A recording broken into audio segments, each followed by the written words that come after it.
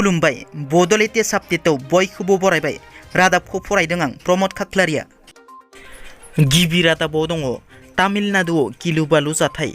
बिस गोनां जौ लोंनानै 60 सुबुंनि जिउ खहा जायो।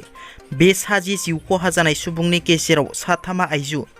बे जाथाया जादों तामिलनाडुनि विल्लुपुराम जिल्लानि सेंगालपाटुआव। मख'नो गोनांदि बिस गोनां जौ लोंनानै 6 सुबुंफ्रा गोब्राब थासारियाव फाहामथाय लागासिनो।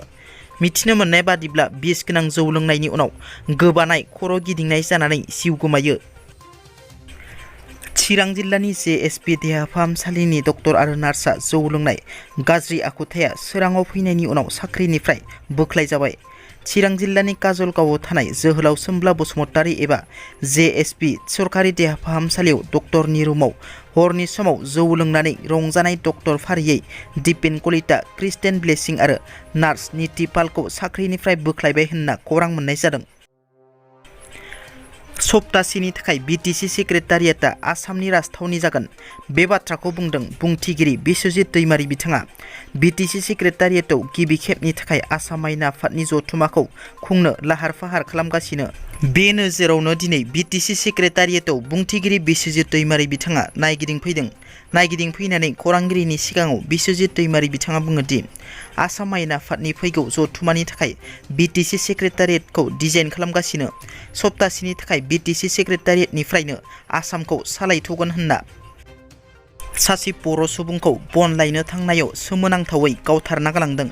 थांनाय 13 मे खालार खालि फुंनि 9 रिंगायाव सनितपुर जिल्लानि सिङाव थानाय राङापारा हालामनि उरहिलगा गामिनि 35 बोसोर बैसोनि पानेश्वर स्वर्गियारिखौ सनाय रुपाय हाग्रामायाव बन लायनो थांनाय समाव सोरबा सिनाय मोनै दुथांफोरा गावथारना गालांदों।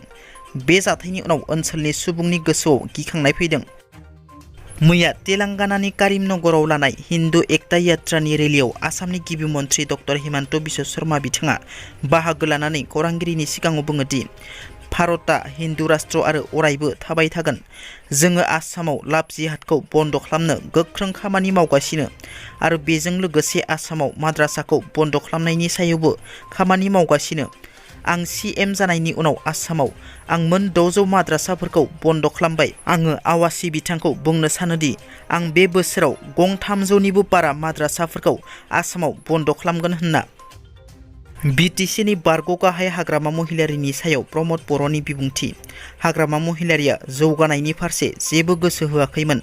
सरखार सालायनांगौ सालायदोंल', नाथाय जेबो फरायसालि गंसे एबा माबा मोनसे उन्नति जानांगौ आवगायलांनांगौ बेफोरनि बागै जेबो गोसो होआखैमोन। बिथाङा 17 बोसोर चिफ थानाय समाव बे फरायसालिखौ गोबां आवगायलांनो हागौमोन होनना बुंथियो बिथाङा। क'क्राझार जिल्लानि फकिराग्राम पुलिस थानानि सिङाव थानाय सुकानजरा गामिनि थेमना नार्जारिया गोमानानै दं। थांनाय 12 मेयाव हाबा जाहैनायाव आन्दायनानै थांदों। मानसिया बबा रायज्लायनो रोङा। मैया 14 मेयाव सासे सुबुङा खिथानाय बादिब्ला थांनाय 13 मे सनिबार खालि पाटगाव ओनसोलाव जिरायनानै थानाय नुदों होनना फोरमायदों। सोरबाफोर बहाबा नुसनबायोब्ला 9678776367 नाम्बाराव कल खालामहरनो न'खरनि सुबुंफ्रा खावलायहरदों। दिनैनि रादाबा एसेनोसै।